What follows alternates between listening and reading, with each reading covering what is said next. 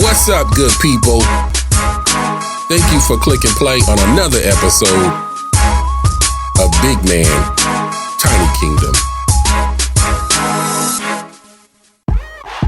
I am so happy to be entering into my favorite time of year. The winter coat is starting to be replaced with the no jacket weather. We've gotten a lot of rain recently. In fact, it's raining right now, which is much needed. If you haven't heard, there was always talks about the water shortage here in Arizona. So we really do need that rainwater.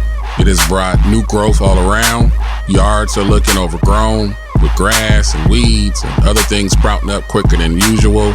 I've wasted money washing my truck because just as soon as I get it looking all good like I like, boom, it rains yet again. And what I'm left with is dried up dirt and mud and water spots all over Raven, my Chevy Silverado truck. So I'm not a big fan of the rain. I was born and raised in two states that see a lot of it yearly. Born in Baltimore, raised in Seattle. Moving to Arizona was on purpose. I was searching for a state that didn't have to deal with a lot of rain or cold weather. But I guess I left one extreme and moved right into another, since we get some of the hottest temperatures during the summer months than what most other states have to deal with. But I love the heat. I can tolerate the rain. I just don't like it. When it does rain here in Arizona, it seems to only come down in buckets, and the land isn't prepared. The people aren't prepped for so much rain all at once. So we get flash floods and mudslides. Seems like any time it rains. Enough of the complaining though. This is my favorite time of year, like I mentioned, because it's also my birth month. I'm a March Pisces baby. The 18th tomorrow is my born day. Now, I'm not one to do a lot of the birthday partying like most everyone else.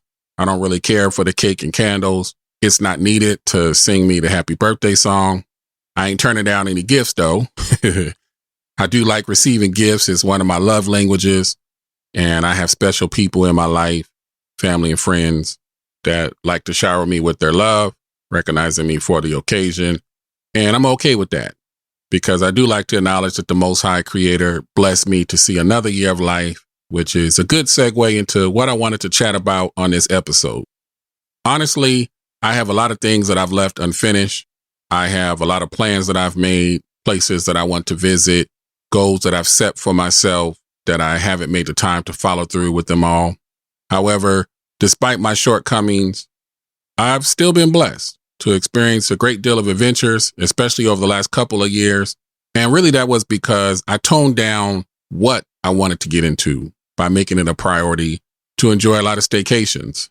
COVID hit a lot of people in many different ways. One of them was traveling. And since it has calmed down, we see more people getting out there and living their life and going to the places that they want to go. But travel expenses have went up. It's not as cheap to go to places that we would have went to before COVID. That same place now costs more, and we're just having to accept that.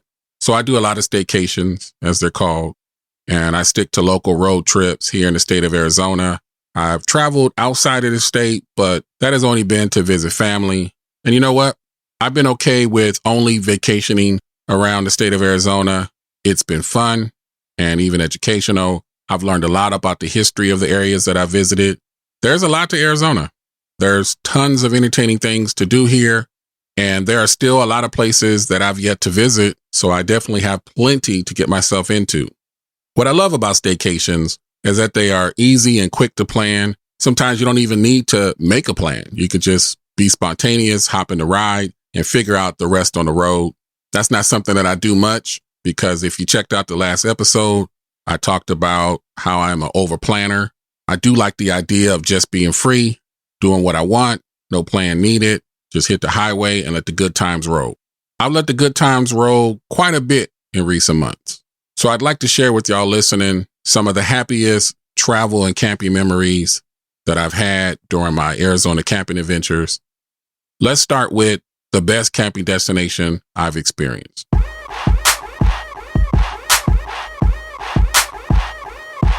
This usually changes for me year over year. It was Lyman Lake State Park for a long time, but after heading to the west side of Arizona, I'm updating my best camping destination to now be Lake Havasu State Park.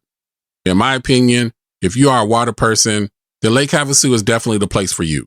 There's a huge body of water to get into being encompassed by the Colorado River. There's also a ton of non-water stuff to get into. A day at the London Bridge area is a great day indeed. I ain't even got to say much more. If you know, you know. If you don't, make plans for a visit. I promise you will be glad that you did. Also, check out my podcast, Season 2, Episode 8, where I shared what I got into while I was camping along the Colorado River and in the Lake Havasu area. Most educational destination, I got to give it up to Tombstone. I love the stories about the old Wild West.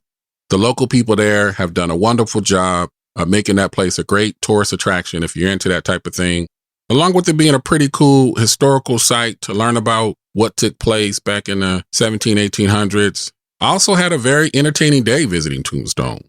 There is an Arizona State Park Museum there, plenty of restaurants and shopping spots that all have that old West cowboy theme to them. They really do some cool stuff there and put on a hell of a show along the entire strip.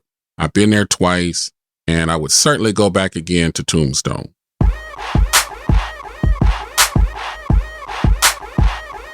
Most breathtaking destination, this is a hard choice to make because Arizona really does have some gorgeous spots that will take your breath away and make you say, wow. But I'm going to have to narrow it down to Kartchner Caverns State Park. I had a delightful time camping there for a few days, and it was a huge bonus getting to experience the underground caves. I talk about that on Season 2, Episode number 12. Check it out if you'd like to find out more about my time at Kartchner Caverns. Highly recommended destination. If someone asked me for a suggestion of where to visit, without hesitation, I would tell them to make a trip to the Grand Canyon. I've been a few times. Each trip there has been a different experience. There is still so much that I have yet to see because it is just too big to see it all in a short period of time. So I will be going back. This is one place that I would love to take the family. I know my sons and grandchildren will adore it just as much as I do. People come from all over the world to visit the Grand Canyon. It's a place where you are going to take a lot of beautiful pictures and videos. I recommend that if you are able to, plan a few days trip. Like I mentioned, there is just so much to see. It really cannot be fully experienced in a one-day trip.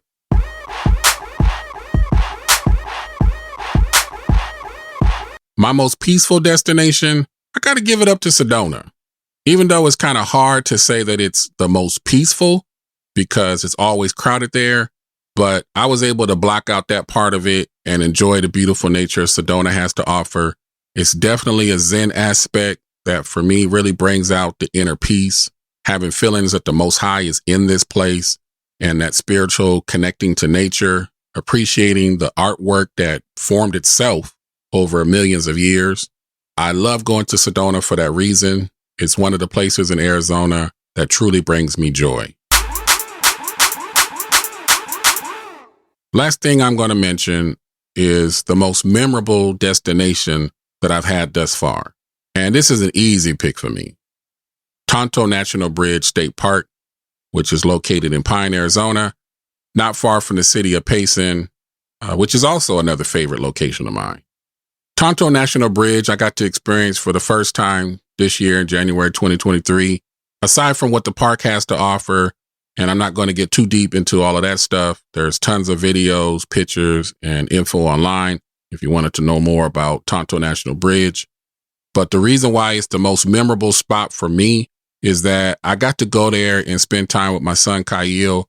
He lives and works in Washington State, came down to Arizona for a visit. So we went on a day trip.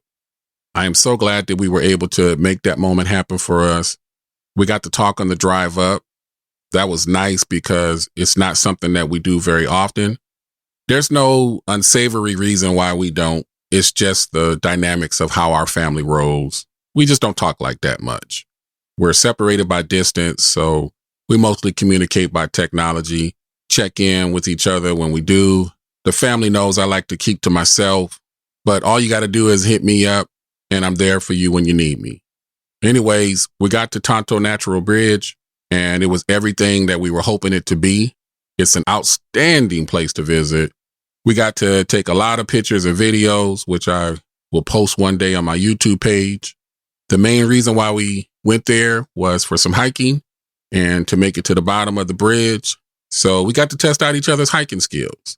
And that was really cool to bond with him in that way, because here I am, this semi-old dude trying to keep up with this youngster that once upon a time, not that long ago, he was crawling and taking baby steps and drooling and pooping on himself. So now it's cool to see my sons grow up, be stronger, take care of their life's business, independent from me, and be better than me. I wouldn't want it any other way. It's a breaking a generational curse thing for me. And I'm not going to get too deep into the psychology of that, but I'm thankful that the student gets to outshine the teacher. I love it. I'm proud of my young men. They make me happy. So that day at Tonto National Bridge with my son was a very fulfilling day for this old man's soul.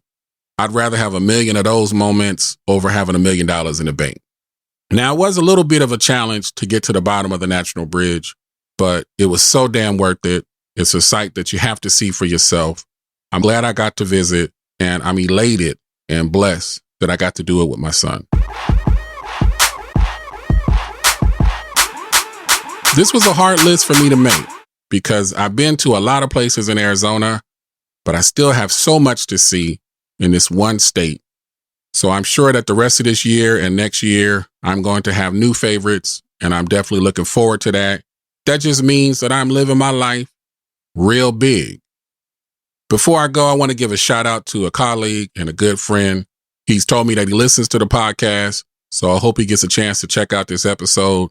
Kevin Brockling, thanks for everything, brother. You've shared a lot with me over the years about some Arizona spots to visit, about work and life, and I appreciate you. Congratulations, and I wish you all the best in your next journey. You'll be missed here in Arizona, but I got your number. You got mine. We're connected on social media, so let's make sure that we hit each other up every now and then. And to y'all listening to the podcast, thanks for checking me out. Y'all get out there and do your thing. This is Big Man, Tiny Kingdom.